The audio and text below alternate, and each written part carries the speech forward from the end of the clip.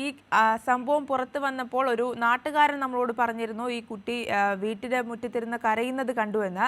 സമാന രീതിയിൽ ഈ ഫോട്ടോ എടുത്ത യാത്രക്കാരിയും പറഞ്ഞു കുട്ടി ട്രെയിനിലിരുന്ന് കരയുന്നുണ്ടായിരുന്നു. സ്വാഭാവികമായിട്ടും വീട്ടുകാരായിട്ടുള്ള എന്തെങ്കിലും ചെറിയ രീതിയിലുള്ള പിണക്കമെന്ന് അനുമാനിക്കാം.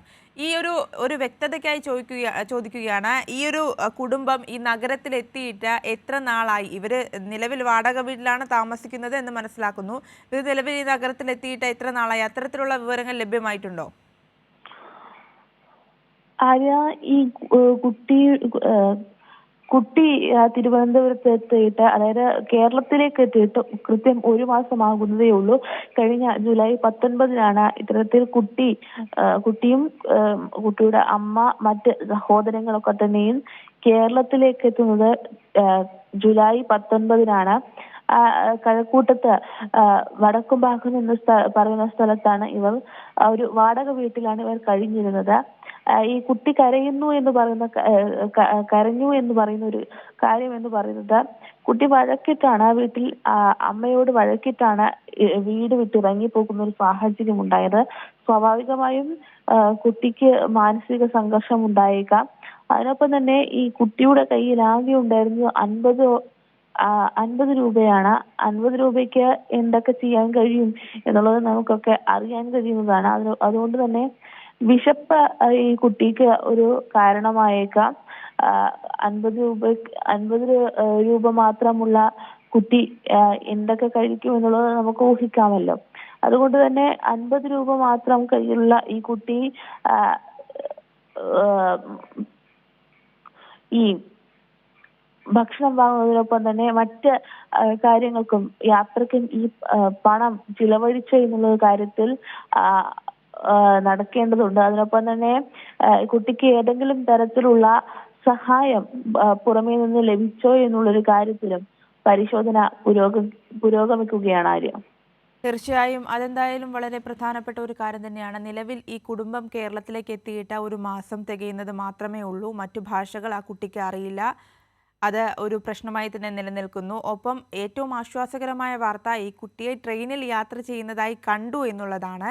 നിലവിൽ സുരക്ഷിതയാണെന്ന് തന്നെ നമുക്കും പ്രതീക്ഷിക്കാം. കാരണം പുലർച്ചെയോടെയാണ് ഈ യാത്രക്കാരി ഈ ദൃശ്യം പോലീസിന് നൽകിയത്. അത്തരത്തിൽ ഇനി ഇത് കേന്ദ്രീകരിച്ചുള്ള അന്വേഷണവും നടക്കുന്നുണ്ട്. തമ്പാനൂരിൽ നിന്നുള്ള പോലീസ് സംഘമടക്കം കന്യാകുമാരിയിലേക്ക് പുറപ്പെട്ടിട്ടുണ്ട്. ഇനിയിപ്പോൾ ഈ ഫോട്ടോ കേന്ദ്രീകരിച്ചിട്ടുള്ള അന്വേഷണവും ദ്രുതഗതിയിൽ മുന്നോട്ട് പോവുക തന്നെയാണ്. ഈ സംഘത്തിൽ വനിതാ പോലീസ് അടക്കമുള്ളവർ ഉണ്ടാകും. ഈ തമിഴ്നാട് പോലീസിനും വിവരവും അതുപോലെ തന്നെ ഫോട്ടോയും കൈമാറിയിട്ടുണ്ട്. അത്തരത്തിലുള്ള രീതിയിലുള്ള അന്വേഷണവും ഇപ്പോൾ പുരോഗമിക്കുന്നു.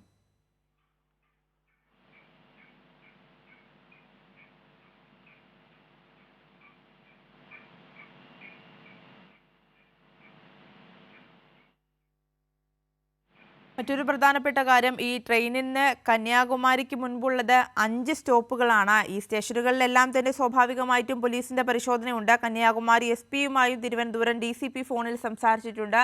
അത്തരത്തിൽ ഈ സ്റ്റേഷനുകളിലും വ്യാപക പരിശോധനയാണ് നടക്കുന്നത്.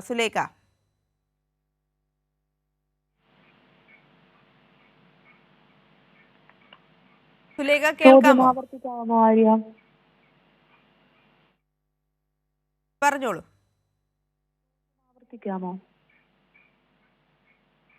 സുലേഖ, അതായത് ട്രെയിനിന് കന്യാകുമാരിക്ക് മുമ്പുള്ളത് 5 സ്റ്റോപ്പുകളാണ്. ഈ സ്റ്റേഷനുകളിലെല്ലാം പോലീസിന്റെ വ്യാപക പരിശോധനയും ഇപ്പോൾ നടക്കുന്നുണ്ട്. തീർച്ചയായും കന്യാകുമാരിക്ക് മുൻപ് 5 സ്റ്റോപ്പുകളാണ് ഈ ട്രെയിനില്, അതായത് ഈ കുട്ടിയെ കണ്ടു എന്ന് പറയുന്ന ട്രെയിനിലുള്ളത്. ഈ സ്റ്റേഷനുകളിലും സ്റ്റേഷന്റെ പരിസര പ്രദേശങ്ങളിലും പരിശോധന നടക്കുന്നുണ്ട് എന്നുള്ളത് തന്നെയാണ്. കന്യാകുമാരി SP-യുമായി തിരുവനന്തപുരം DCP ഫോണിൽ സംസാരിച്ചിരുന്നു. ഈ സംസാരിച്ചതിന്റെ അടിസ്ഥാനത്തിലാണ് ഈ 5 സ്റ്റോപ്പുകളിലും അതിനൊപ്പം തന്നെ പരിസര പ്രദേശങ്ങളിലും പരിശോധന നടത്താൻ തയ്യാറായതായി കന്യാകുമാരി പോലീസ് അറിയിച്ചിട്ടുള്ളത്. അതിനൊപ്പം തന്നെ ഈ കന്യാകുമാരിയിലേക്ക് പുറപ്പെട്ട സംഘത്തിൽ ഒരു വനിതാ SI ഉൾപ്പെടെ ഉണ്ട് എന്നുള്ളതാണ് നമുക്ക് നൽകാൻ കഴിയുന്ന വിവരം എന്ന് പറയുന്നത്. ഇന്ന് പുലർച്ചെ 2:30-ഓടെയാണ് ഇത്തരത്തിൽ പെൺകുട്ടിയെ, അതായത് തിരുവനന്തപുരം കഴക്കൂട്ടത്ത് നിന്ന് കാണാതായ പെൺകുട്ടിയെ കണ്ടെത്തി അല്ലെങ്കിൽ കണ്ടു എന്ന് പറഞ്ഞ ബാംഗ്ലൂർ കന്യാകുമാരി എക്സ്പ്രസ് കന്യാകുമാരിയിലേക്കുള്ള യാത്രക്കിടെയാണ് ഇത്തരത്തിൽ പെൺകുട്ടിയെ ട്രെയിനിൽ കണ്ടു എന്ന് പറയുന്നത്. ട്രെയിനിൽ ഇരുന്ന് കരയുന്ന ഒരു സാഹചര്യത്തിലാണ് കുട്ടിയെ കണ്ടെത്തിയിട്ടുള്ളത്. അതുകൊണ്ട് തന്നെ ഈ ഇതുമായി ബന്ധപ്പെട്ട് ഈ എങ്ങനെയാണ് കുട്ടി ഈ ട്രെയിനിൽ കയറിയത്, ഏതെങ്കിലും തരത്തിലുള്ള സഹായം പുറമേ നിന്നുള്ള സഹായം ലഭിച്ചിരുന്നോ തുടങ്ങിയ കാര്യങ്ങളൊക്കെ തന്നെയും പോലീസ് കൃത്യമായി അന്വേഷിച്ചു വരുന്നുണ്ട്. ഈ കുട്ടി തമ്പാനൂർ റെയിൽവേ സ്റ്റേഷനിൽ നിന്നാണ് ട്രെയിനിൽ കയറിയതെന്നാണ് ലഭിക്കുന്ന വിവരം. കുട്ടി എങ്ങനെ തമ്പാനൂരിലേക്ക് എത്തി എന്നുള്ളത് നമുക്ക് നിലവിൽ പറയുന്ന ഒരു കാര്യം എന്ന് പറയുന്നത് നടന്നിട്ടാണ്, കഴക്കൂട്ടത്ത് നിന്ന് നടന്നുകൊണ്ടാണ് തിരുവനന്തപുരം റെയിൽവേ സ്റ്റേഷനിലേക്ക് എത്തിയത്. അവിടെ നിന്നാണ് ഈ കന്യാകുമാരി എക്സ്പ്രസിൽ ബാംഗ്ലൂർ കന്യാകുമാരി എക്സ്പ്രസിൽ കുട്ടി കയറുന്ന ഒരു സാഹചര്യം ഉണ്ടായത്. ഒരുപക്ഷെ ദിശയോ അല്ലെങ്കിൽ എങ്ങോട്ടാണ് ഈ യാത്ര എന്ന് പോലും അറിയാതെയാണ് ഈ കുട്ടി ട്രെയിനിൽ കയറിയിട്ടുണ്ടാവുക. അത്തരത്തിലുള്ളൊരു സാധ്യതയും കൂടി നമ്മൾ കാണേണ്ടതുണ്ട്. പക്ഷെ ഈ കുട്ടി എങ്ങനെ ഈ ട്രെയിനിൽ കയറി എന്നതിൽ ഇപ്പോഴും ആശങ്ക നിലനിൽക്കുന്നതിനാൽ അതുകൂടി പോലീസ് കൃത്യമായി അന്വേഷിക്കുന്നുണ്ട്. എന്തായാലും ഈ കുട്ടി ട്രെയിനിൽ ഇരിക്കുന്ന ചിത്രം അത് ഈ കുട്ടിയുടെ മാതാപിതാക്കളെ തസ്മീൻ തുംസുമിന്റെ മാതാപിതാക്കളെ കാണിച്ച് അത് തസ്മീൻ തുംസും തന്നെയാണെന്നുള്ളൊരു വ്യക്തത അത് പോലീസ് വരുത്തിയിട്ടുണ്ട്. എന്തായാലും ഈ തിരുവനന്തപുരത്ത് നിന്നുള്ള പോലീസ് സംഘം കന്യാകുമാരിയിലേക്ക് പുറപ്പെട്ടിട്ടുണ്ട്. കന്യാകുമാരി ട്രെയിൻ തിരുവനന്തപുരത്ത് നിന്ന് കന്യാകുമാരിയിലേക്ക് എത്തുന്നതിന് മുൻപ് 5ഓളം സ്റ്റോപ്പുകളാണുള്ളത്.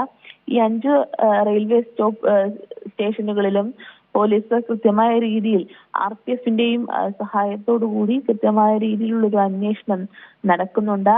അതിനൊപ്പം തന്നെ മറ്റ് തരത്തിലുള്ളൊരു അന്വേഷണം പോലീസ് തിരുവനന്തപുരം നഗരപരിധിയിൽ നടത്തുന്നുണ്ട് എന്നുള്ളത് തന്നെയാണ്. എന്തായാലും ഈ പെൺകുട്ടിക്ക് വേണ്ടിയുള്ള 13 വയസ്സുകാരിക്ക് വേണ്ടിയുള്ള തിരച്ചിൽ ഇന്നലെ രാവിലെ തുടങ്ങിയതാണ്. രാവിലെ വീട്ടുകാരാണ് പരിശോധന നടത്തിയതെങ്കിൽ ഉച്ചയോട് കൂടിയാകുമ്പോൾ പോലീസും നാട്ടുകാരും ഇതിൽ പങ്കാളികളാകുന്നു. ഇത്തരത്തിൽ ഈ പെൺകുട്ടിയെ കണ്ടെത്തുക എന്നുള്ളൊരു ഉദ്ദേശത്തോടു കൂടി വലിയ രീതിയിൽ വലിയ ആവേശത്തിലാണ്, വലിയ ശുഭപ്രതീക്ഷയിലാണ് പോലീസും നാട്ടുകാരും ഒക്കെ തന്നെ ഉള്ളത് എന്നതാണ്. നിലവിൽ ഈ 5 സ്റ്റോപ്പുകൾ തിരുവനന്തപുരത്ത് നിന്ന് കന്യാകുമാരി വരെ എത്തുന്നതിന് മുൻപുള്ള 5 സ്റ്റോപ്പുകളിലും പോലീസ് പരിശോധന നടത്തി. ഇത്തരത്തിൽ മൈക്കോ അല്ലെങ്കിൽ മറ്റ് സാമഗ്രികൾക്ക് അപ്പുറത്ത് കുട്ടിയെ കണ്ടെത്താൻ കഴിഞ്ഞിട്ടില്ല എന്നുള്ളത് തന്നെയാണ് ലഭിക്കുന്ന വിവരം എന്ന് പറയുന്നത്. അതിനൊപ്പം തന്നെ ഈ കുട്ടിയെ കണ്ടെത്തിയ കുട്ടി വീട്ടിലേക്ക് വരാൻ തയ്യാറാണോ എന്നുള്ളൊരു കാര്യം കൂടി പരിശോധിക്കേണ്ടതുണ്ട്. ഇന്നലെ രാവിലെ 10:30 കൂടിയാണ് കുട്ടി വീട് വിട്ട് ഇറങ്ങുന്ന ഒരു സാഹചര്യം ഉണ്ടായത്.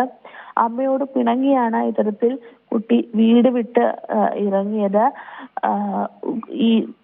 ഈ കാണാതായ കുട്ടിയുടെ സഹോദരങ്ങളുമായി ഉണ്ടായ വാക്കുതർക്കത്തിലാണ് ഈ പെൺകുട്ടിയെ അമ്മ ശകാരിക്കുന്നത്. ഈ ശകാരിച്ചതിലുണ്ടായ